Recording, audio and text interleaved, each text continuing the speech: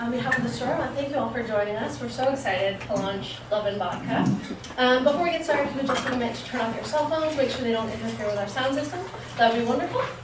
I want to thank Espresso Bar, our wonderful taste as always. And I also want to thank John and Lori Wilson of Fish Out of Water Books. We're really excited they reached out to us about this event. We're excited to have a publisher here in Ann Arbor. And we wish them all successes with their future books. We're really excited to have them first. And we're thrilled to welcome R.J. Fox, a writer of short stories, plays, poems, screenplays, and most recently, Love and Vodka, My Surreal Adventures in Ukraine. His work has appeared in various magazines, journals, and newspapers, and he has written, directed, and edited several short films. A graduate of the University of Michigan and Lane State University, he now teaches English at our own Huron.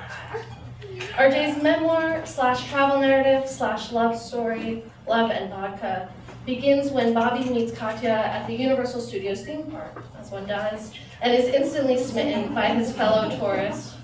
All that keeps the two from a second, more official date is a few thousand miles, a few surly border guards, a large Ukrainian family, and of course, the miscommunications, misunderstandings, and doubts that affect any young couple on top of it all.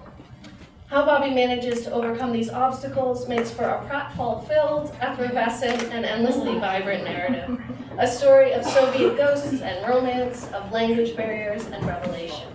This moving story has garnered praise from, among others, the author Davy Rothbart, who called Love and Vodka an honest, funny, and deeply heartfelt story. Author Liz Crow declared it an utterly charming romp of a novel, rich with humor and culture shock, and, at its heart, a solid old love story. We're delighted to share that story with you tonight. Please join me in welcoming its author, R.J. Fox.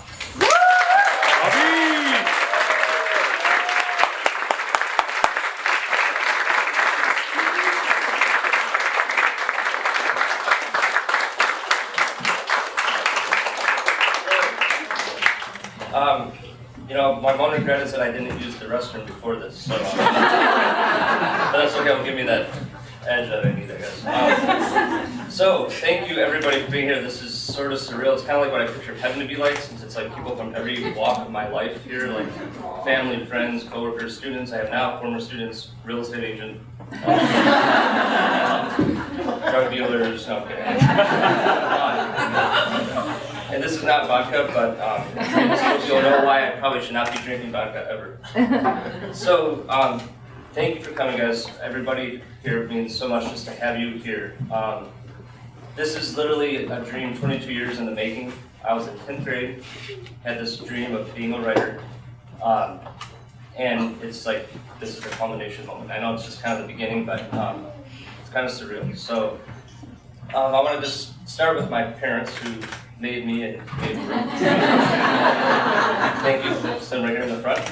I want to thank my wife, Ellen, who gets to sleep with a writer every night, which means she has to hear me writing in my sleep, or called talking in my sleep. But yeah, that's a book down the road. My beautiful daughter, Lillian, who, hi, Sue. And little Bobby, my 1-year-old son, who's home with a babysitter. 1-year-old, it would have been. So again, thanks to everybody, students, friends, family, coworkers, /friends, everybody. I want to thank John and Lori Wilson, who gave birth to this book, or allowed it to come out, which they'll speak afterwards about what they're up to, Fish Out of Water Books. So I really, really owe a lot to them for this.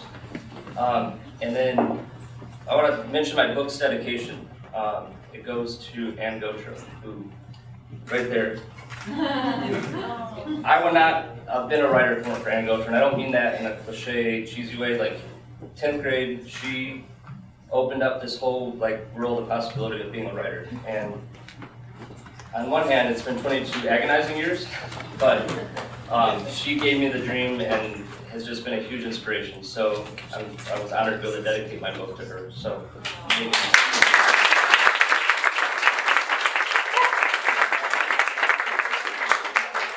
So a bit about, sorry, you're going to use this mic. I am a speech teacher. Making everybody pee-pee. Good. I had a moment of emotion at the urinal at Blue Factory. The last time I use the restroom, which I should have before I took it home. So back to March of 2000, on my spring break, where a lot of college students go wild and crazy, I went to LA to go to a filmmaking conference. And this was around the time when I was living. I stayed home for college. I went to U of M Dearborn. And my parents had grave concerns about the fact that their son was spending his weekends home writing, sitting there writing, and they wondered, like, is our son gonna live here forever? So March of 2000, I went to LA to attend workshops, and I spotted this attractive girl going onto the ET ride. So I kind of stalked her by also going. She was there alone, I was there alone. We struck up a conversation for about a half hour. We went on our separate ways, became pen pals. So then I'm like, hey, what a great idea. I'm going to go to Ukraine and propose to this person who I met. So this is like March of 2000. August of 2001 was when I told my parents, hey, I'm going to go to Ukraine to meet this girl that I only spent like 25 minutes with. And they were probably right to have some reservations. Because, well, I'll get to that in a second. But so I went on this 2-week trip and had this really amazing, surreal experience in this culture that was totally unlike anything I've ever experienced. And kind of had this courtship, had to convince her parents of it, and they agreed to me marrying their daughter. So in 2002, we got married. 8 years later, the marriage ended. So the marriage didn't last, but the story kind of survived. But there's a happy ending, and she got remarried. I'm remarried to Ellen, and we have 2 beautiful kids, and so everything worked out for us. So yeah, and I will mention that her name in the book and her family's name has been changed, just to protect their whatever. So yeah, so got that out of the way now. So 2007, so I came up on the trip August 2001, or actually September 2001, just before 9/11. November of that year, I started writing the screenplay version. Optioned it to a producer in California in 2007. I'm like, yay, my movie's gonna get made. Well, it didn't. It went through tons of rewrites, went through tons of development. At one point, the producer said, hey, we got these investors from Asia, let's set the book in Asia instead of Eastern Europe. And I was like, okay. They drink vodka in China? I don't know. So anyway, so this producer went off to, had some other gig, and he ended up abandoning the project. So then the project was an orphan, and I was like, oh, another rejection, whatever. Same as usual. So 2009, I'm like, hey, how about I turn it into a book? I didn't do a whole lot of prose writing before, so I had to kind of learn how to write books after writing screenplays for many years. So I finished the first draft in November 2009. Shopped it around a little bit, didn't really get much traction, and then lo and behold came the Wilsons. And I met their son Kyle, who's videotaping back there in the corner. Hey, Kyle. That's why I have a wire sticking out of me. So I had their. That's because of you. Yes. Yes. Well, I guess so. He does work in film and video, so 2009, I had Kyle, met his parents. They came to conferences all the time, great supportive parents. And a few years after that, they had read some of my postings on Facebook that I was writing, excerpts from my book. And they approached me about, hey, we're starting a publishing company. We would love to use your book maybe to sort of launch our company. And here we are today. So the book's had quite a journey after the actual journey itself, which the book documents. It kind of covers the 1-year span from when I first went there through when my now ex-wife came here to the U.S. and then so that's what Love and Vodka ultimately became. So yeah. So I guess at this point I would like to read some pieces of the book, and I'll do a Q&A after. So feel free to ask any questions. And I will try to answer them. So I'm going to start with an excerpt here from the airport, waiting in the lobby for my flight. So things got weird even before I actually boarded the plane to go to this country. So I didn't want to say there's a potential for people to find the book offensive, perhaps, if, particularly for people who might feel like I'm making fun of the culture of Ukraine and so on. It was always intended to be me making fun of myself, trying to figure out a culture that isn't my own. So I feel like I want to give that disclaimer because there are, it's kind of broad humor at times, and it's meant to be sort of like I had no idea what I was doing there, and the book kind of will show that. That's So, why we took the book. well, great. Yeah. It was you that was the funny Well, part. so here's a piece sitting in the airport right before my flight. So I managed to find a seat between two middle-aged men who either apparently had never heard of deodorant or simply ran out a long time ago. They both glared at me as though I had just announced I had slept with their mothers. I took the ring case out of my pocket and examined it for the 100th time. From the corner of my eye, I felt something staring at me from across the aisle. I looked up. It was an old Ukrainian babushka woman carrying a cage containing a chicken. This image begged the requisite questions. Why a chicken? And did she come here just to get this chicken? Was it for her? Was it a present? A pet? A future dinner? As I continued staring at her chicken, I realized she was staring at me. More specifically, glaring at me. Was I being cursed? But what had I done? Is staring at someone's chicken a crime in Ukraine? Unable to come up with the answers I so desperately craved, I simply stared down at the ring. But I could feel the woman's glare intensify. But why? Do old Ukrainian babushka women hate rings? Hate Americans? Hate Americans who carry rings? I figured that her glare would subside, and that she would return to minding her own business. But each time I looked up, there she was, glaring, as if to say, come on, just try it, I can take you down any day.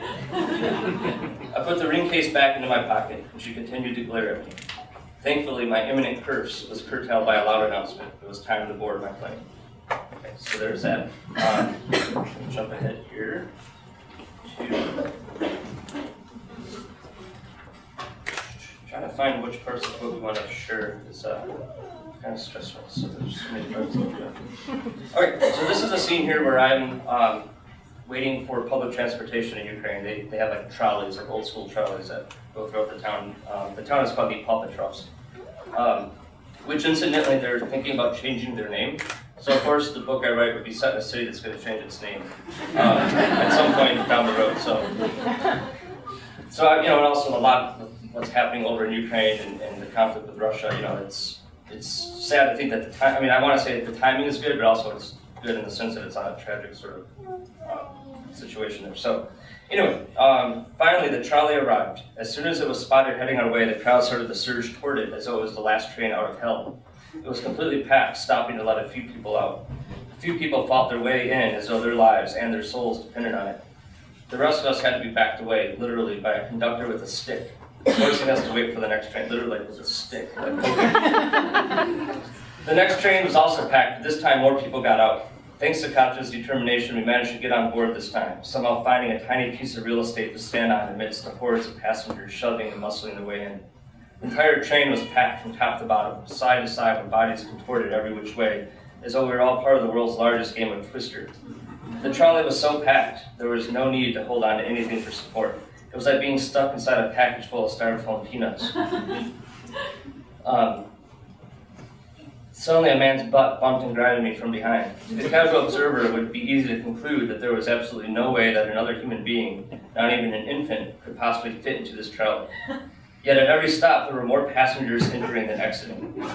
This is how people suffocate to death, I thought, in a growing panic. And then we stopped. Hordes of people ran toward the trolley as though it were carrying the body of Lennon himself. Like the spin of the needle and twister, each stop meant a painful repositioning of the body as people left the train or got on. Right foot blue, left foot yellow. Only in this particular version of the game, nobody followed the rules, because there were no rules. This was complete utter chaos. This was Ukraine. Throughout it all, the frail ticket seller was bounced around like a pinball, desperately trying to collect money, but lucky to charge less than half the passengers. Even those who attempted to pass their money over to her from the opposite side of the train would have it end up in the pockets of less noble countrymen. At this point, a large man's smelly armpit was now hovering over my face, his sweaty hairs all but touching the tip of my nose whenever we were on the mouse. Gross. I looked away only, no wonder why they drink so much vodka. I looked away only to be treated to the sight of a hairy-legged, middle-aged woman with a giant mole on her nose applying lipstick. Okay. On that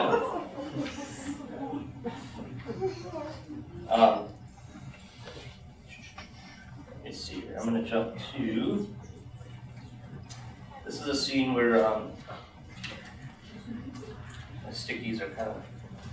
There we go. So we were in this village, and we went on this sort of expedition to get milk, and we had to go into this really dark, dingy apartment in search of what they call evening milk, which is fresher than morning milk. Anyway, I was like, what the heck is going on? So before we went to get the milk, Katja and Elena, which was her mother, decided that it was best for me to wait outside as they entered the small village grocery shop for some meat and cheese. While I waited, I noticed a goat chained to a fence. I decided that I had to take its picture. As I began snapping, an elderly man with a long white beard came waddling up, angrily waving his finger at me, shouting something in Russian. I basically said, "Niet Ruski," which means I don't speak Russian. I said, pleading my case, but the man continued shouting at me. Moments later, Katja came running out of the shop, coming to my defense, while Elena finished up the grocery purchase. "Is this your foreigner?" the man asked Katja in Russian. I'm not even going to try the accent. Which, as my wife knows, every time I try to do an accent, it always ends up sounding Indian, so I'm not even going to like I tried British accents. Yeah, thanks. Did he do something wrong? "Get him the hell out of here, that cheap son of a bitch owes me." "What did you do?" Katja asked me. "No idea, all I did was take a picture of his goat," I explained, gesturing toward the bearded animal. The man continued to yell. "What is he saying?" I asked. "He said if you want to photograph his goat, then you have to pay the price." As in, literally pay money, or is he threatening me? I asked, equally amused by this question. "He wants you to pay him money." "I'll butcher you like a cow if you take another picture of my goat. You hear me, you son of a bitch?" the man shouted. All in Russian, this is all translated to me. Which is always the joy of having to hear translations after the fact. Katja apologized, took me by the hand as though I were a small child in trouble, and escorted me back toward the shop, leaving the old man grumbling to himself. "Never do that again," she scolded. "Do what again?" I asked. "You can't just take pictures of another man's goat."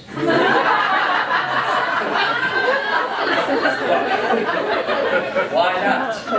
I said in disbelief. "Stop asking why. That's just the way it is." "That doesn't really answer my question," I replied, standing my ground. "You'll scare people, that's why." "I'll scare people?" All right, so that's... Okay.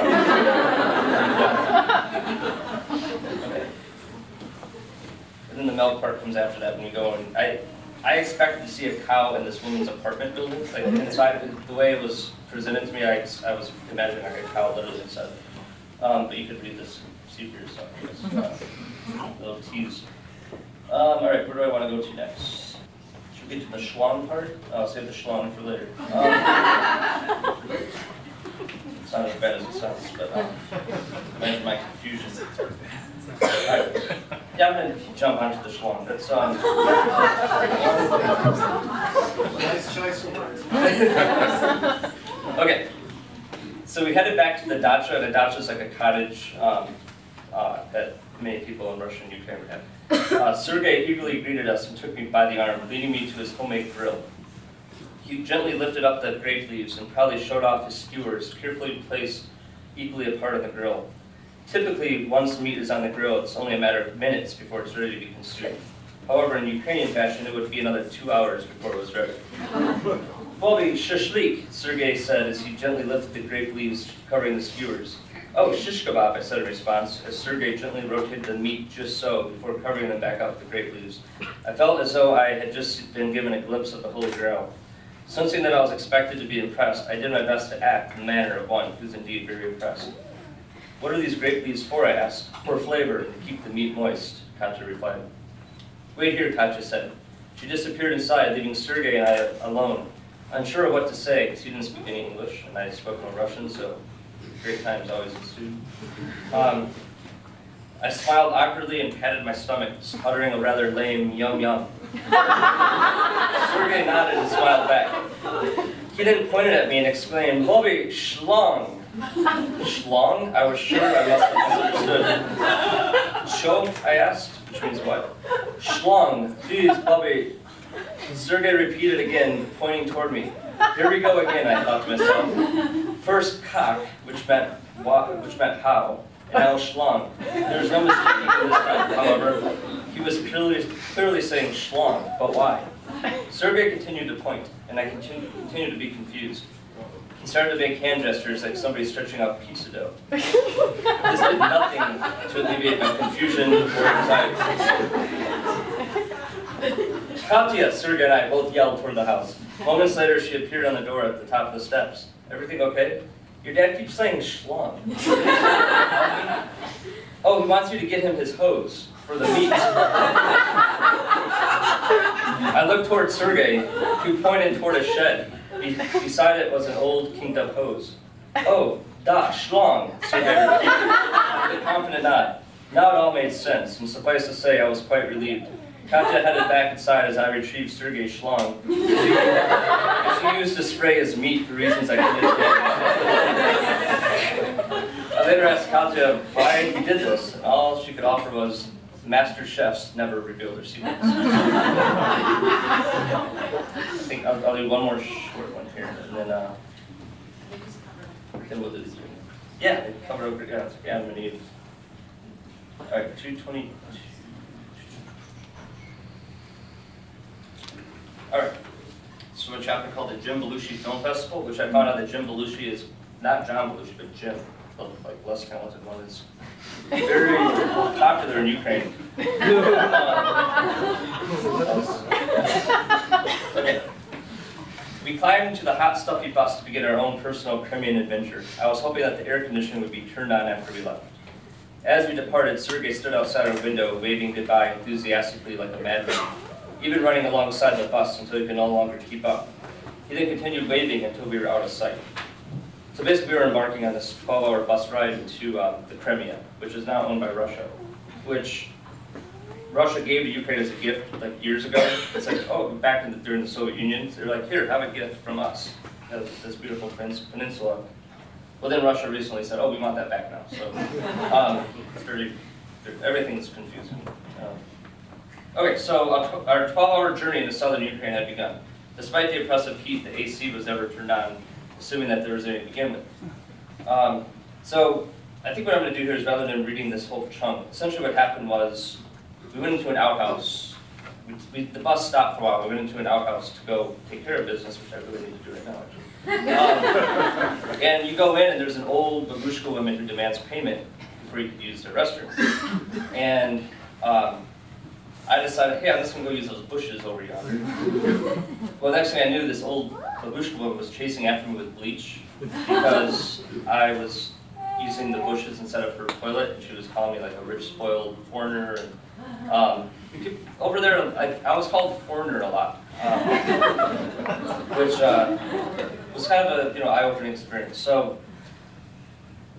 I'll just conclude here where she says, "You're lucky I don't lock you in here," the attendant shouted, shaking her ring of keys reminiscent of a prison warden before returning to her desk. As I walked out, I nervously smiled and muttered a meek spasibo, which means thank you, but was quickly reminded again that Ukraine is not for the meek and mild. I should point out that the national anthem of Ukraine begins with the line, "Ukraine is not yet dead."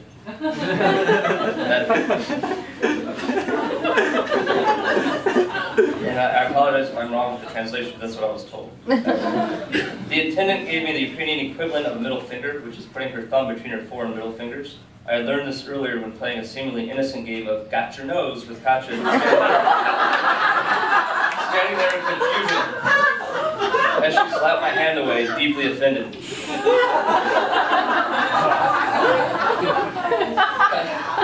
Guess I do that with adults. Katya was waiting for me outside, shaking her head and laughing at the absurdity of the situation.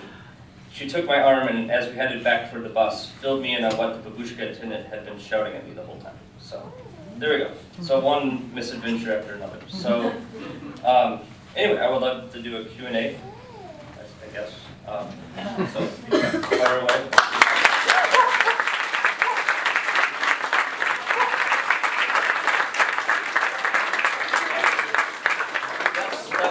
Barking. Shout out to the Billsboroughs back there who, as a joke today at work, I said, hey, you're going to bring your dog. They love this dog to death. He emailed me back and says, oh yeah, I called Literati and they said they're dog friendly. So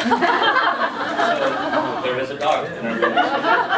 This is my first book signing. All right. Great. First amendment. That's the niche we were hoping for. So anyway, I'm going to take some water and I almost Is that a good idea? What's that? Is that a good idea? Yeah. All right, so questions.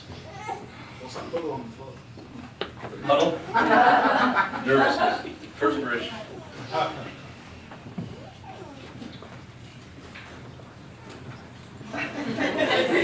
Yes, How long did it take you to write this book? good question. You count the screenplay, that took like about a year and a half.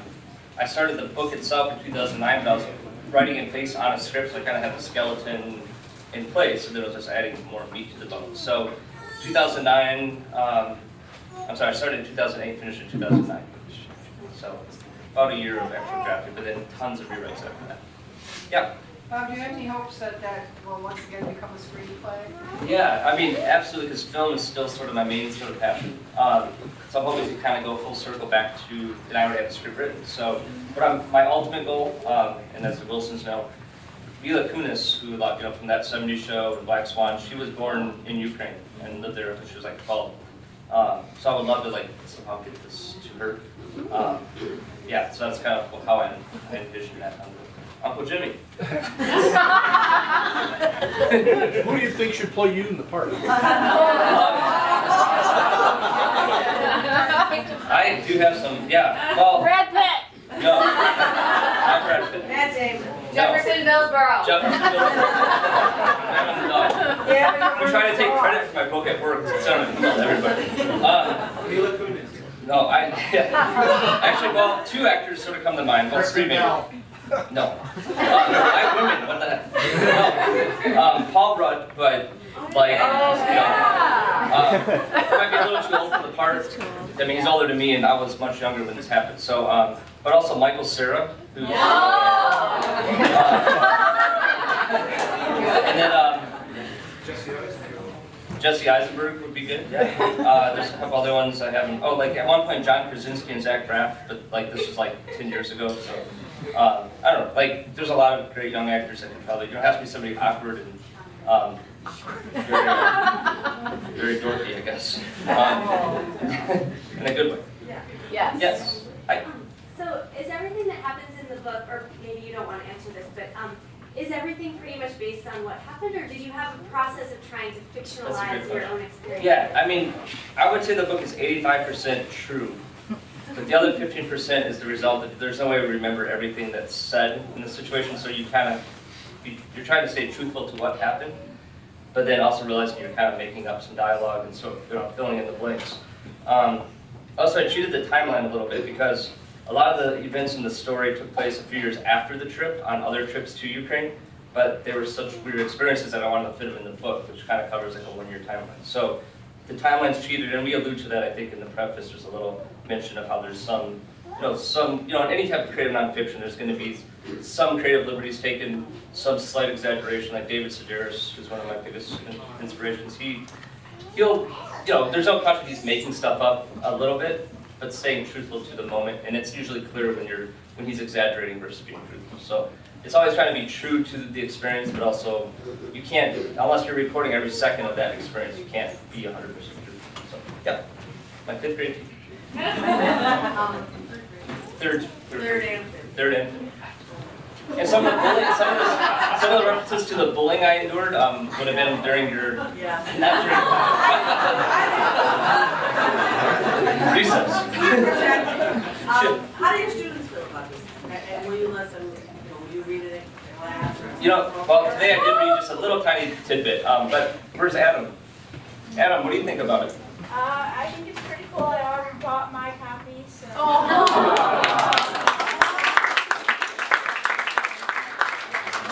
I'll give you that $5 tomorrow. So, no, actually today, I've shared, as an English teacher, I like to talk about my writing, and when they have to rewrite their little 2-page paper, it's like, guys, I had to rewrite this thing 50 times. So, but I read a chunk each hour, and I was actually pleasantly surprised at the reaction. I'm wow, they're laughing, they seem interested. So, and if you could get 150 high school students interested in something, that's not always easy. So, yeah, so it was kind of. Jen. So talking about rewriting, and so this was a screenplay first, but how did you remember all this? Were you keeping a journal during your trip? I did have a journal, and also I started writing the draft of the screenplay 2 months after the trip, so things were still fresh. And it was such a vibrant experience, it just was so stuck inside me that it wasn't hard to kind of just get it all out on the page. It was kind of, the initial draft was much longer than what the book ended up being. But the cool thing about writing it into a book was I was able to bring things back that had to be cut from the script. So it was kind of like, oh wait, I cut all these scenes, but I also have all the stuff saved. So I was able to resurrect it and then sort of flush it out. So. Yes? Do you ever sleep? Ask Ellen. Not very much, no. Well, I do. Seriously, as an English teacher with all the papers and the crimes, and then, you know, you have wonderful young children and a beautiful wife, and I'm just an absentee father.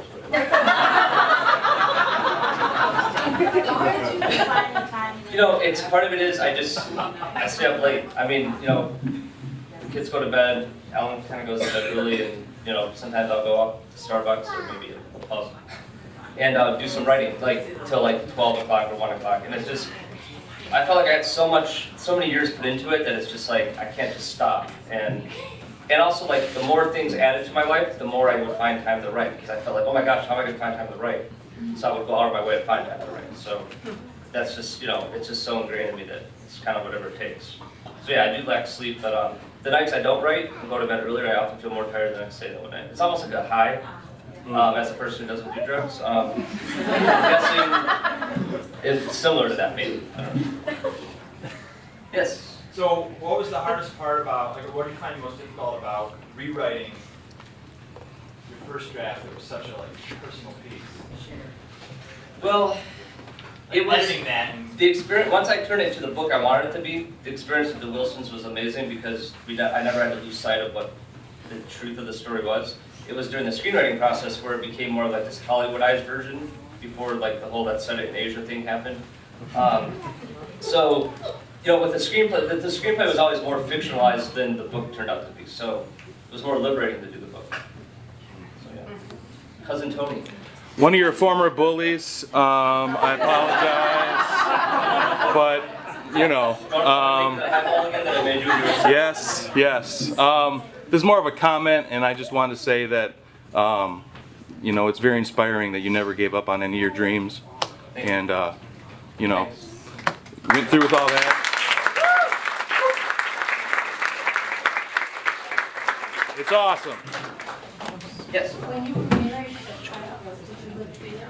Yeah, we lived here. Yeah, we lived in yes, in Southeast Michigan. I've been to you. Oh, you had? About 8 years ago. Oh wow. It was the most bizarre trip. Wow. What part of Ukraine were you in? Kiev and Okay. Odessa. And there's a few parts set in those areas, but yeah. So I know. I think one of the things was that the cars would be driving down the street and they wouldn't wait for a traffic jam, they'd drive on the side. Yes, and there's no lanes, as the book indicates. There's no like lane markers. Like people just wherever you And there's drive. places where you go underground because it's so dangerous to walk across the street. That is true. Yeah. And, but did she speak English? She spoke fluent English. Yeah, her parents didn't, but yeah, she was given a tutor when she was younger. So yeah, she was.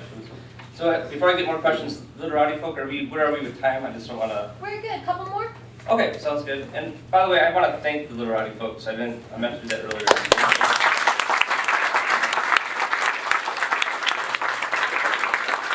When I saw a sign in the window before they even opened the store, I'm like, ooh. It was around the time I signed with the Wilsons to do the project, and I was like, ooh, let's do our book launch there when the store even existed. So it's kind of like how I envisioned this whole thing happening.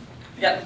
Another comment, as a former student of yours, I had Bob for film production in high school and I think acting class or something Or like that, speech, yes. and journalism. You're a huge inspiration not only to me but to all of your students. I still have the dream of becoming a filmmaker someday. I just opened a camera shop down the street, camera mall. And I just want to say how incredibly proud I am and happy for you because you showed me this screenplay when I was in 10th grade, Wow. and that was a long time ago. And I think this is amazing, so congratulations.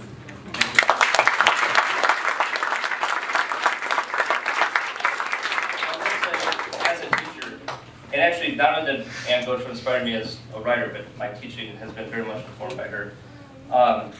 You know, when former students like what Chris just expressed, that just means so much to hear. That you do make a difference even in a small way like that, or a big way sometimes. And current students who come here, it does mean you guys have no idea how much it really means. So, thank you. Doug. Yeah, I just wondered, after the Schlong episode, did you try to learn any Russian? I mean, I was always picking up words and phrases, and I probably would have continued if the marriage didn't end. But now that I'm married to a Spanish teacher, I'm learning. So wait till the sequel comes out. Latino flavor.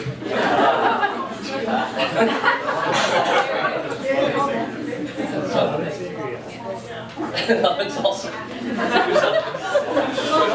John. Now that the finished book is so different from the original screenplay, how are you going to go back and tackle like the screenplay? That's a good question. I mean, it depends on if you get it to that point. I want to present to them, I want to present to them the script that I really like the most of all the versions and drafts, but then I have like the one that, when I worked with the producer, it got like very much, went through tons of development, got very production ready. So that one might be more marketable from a Hollywood perspective, but it kind of lost that indie vibe that I was trying to go for in my script. So I'd like to go back to that. Kurt? Bob, when you write various drafts of the screenplay or any of your books, and when you say that you have, okay, Love and Vodka, and you date it, so if you go back to pluck a scene that you eliminated in the current draft, you still have it saved somewhere, or you just save over it? No, well, the thing is, like, all the stuff that was cut ended up back in here. So, like, I feel like I didn't really lose. This allowed me to, doing it as a book allowed me to add all the stuff that a screenplay couldn't fit because of the restraints of the script. So it was kind of liberating that I was able to include all that. So, yeah. One or two more, maybe. So at this point, I would like to invite the Wilsons to come up and say a few words.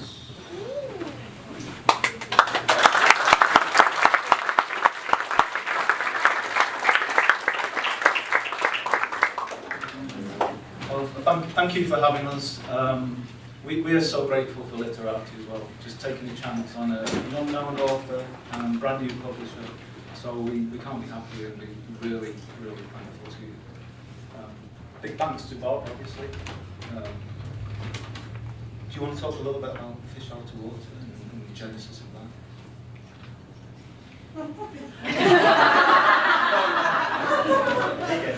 No, when we read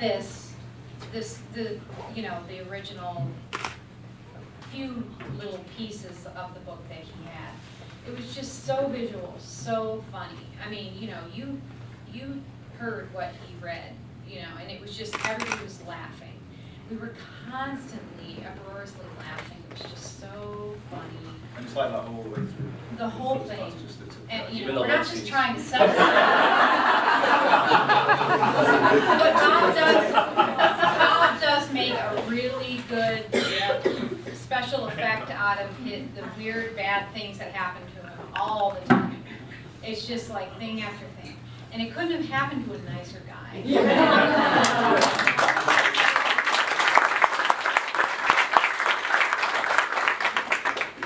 Just by complete coincidence, like I opened Facebook this morning. I don't know if anyone can see this. Bob changed his profile picture to the Love and Vodka cover. We changed ours to Fish Out of Water books. A message pops up. Friends on Facebook with Robert for the past 7 years. This was November the 11th, exactly 7 years.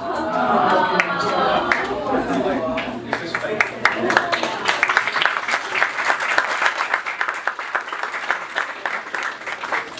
Very romantic when I got that.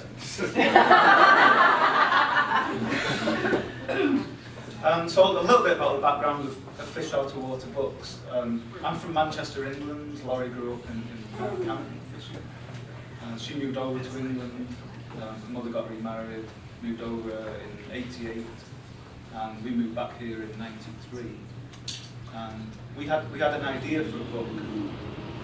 It might come out one day, called Northern Souls.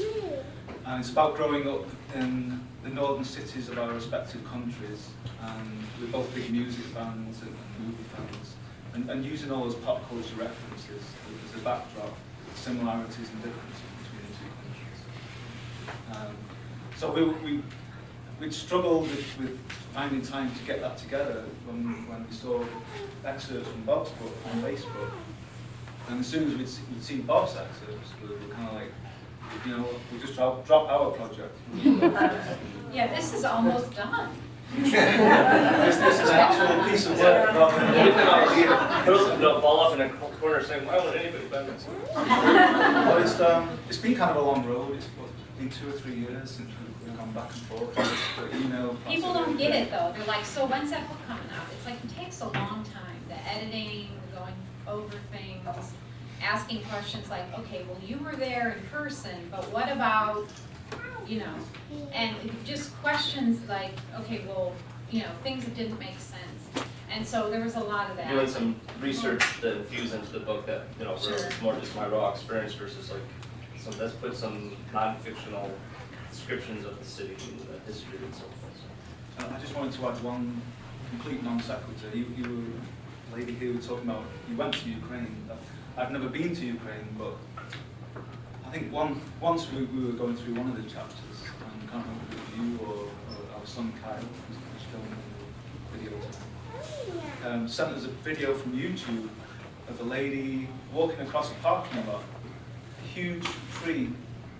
It was just, the tree had obviously died a long time ago. This huge trunk just topples down, smashes right in front of her. She just carries on walking. That's the different. That visually just completely, explain what you got you said over there. Yeah. So it's, obviously, a lot of the excerpts are to do with drinking vodka. right. Sobering methods and all that kind of stuff, and there wasn't time to go through that. But in true Ukrainian fashion, what we'd like to do is propose a toast. And this was obviously a big part of every meal time. It was taken very seriously. The vodka shots were part of the meal. There's the chapter where Bobby first arrives there, the first night. And the shot glasses come out. Sergei, the future father-in-law, puts the glasses down, fills them up. You're expected to. Down them, and then down them again and again and again. Every toast is like a long, eloquent poem, which gives you some time to recover, but then, there was like one part in the book where I wandered off, like, just got up and walked away. They found me sitting at a bus stop, like, in a building. Just the description of that first dinner where you go to knock it down in one and you knock down maybe a quarter of it and you put it down and go, oh, what the hell do we do now? And then question It's your like manhood the if you don't frat finish. party from hell. Anyway, if you'd like to talk, we'll get some drops. We actually have shots.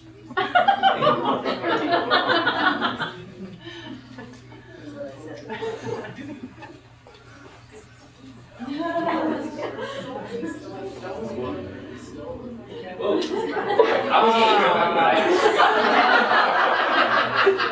And I did ask Mike if this was okay. We have permission from Literati. All right. Sergei, father-in-law, he was obsessed with honey vodka. The whole And you'll read about it very Honey, soon. Ukraine.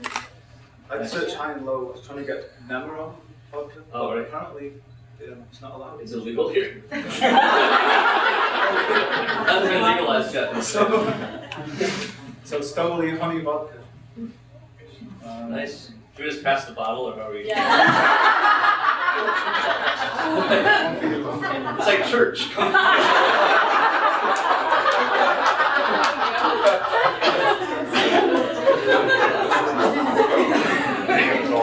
Yeah. Yes. We're not going to do a live reenactment of. I'm just moving around here. And by the way, as we're pouring those, afterwards, everybody wants to join us over at Arbor Brewing right next door. Anyone who's welcome to join us for hijinks. I also work night or whatever. I'll tell you what. I'm sick tomorrow, but. This scary thing is you've done this before. It's been a long time. There you go. So our journey. May this be the start of a long and fruitful journey as an author. You're a master storyteller and you deserve to go far. Can't wait to see who plays you in the Love and Vodka movie. Finally, just make sure you don't forget us, okay? So, if everyone can repeat after me, this is what this kind of say to cheers or to your health. Say, za vaše zdrowie. Za vaše zdrowie.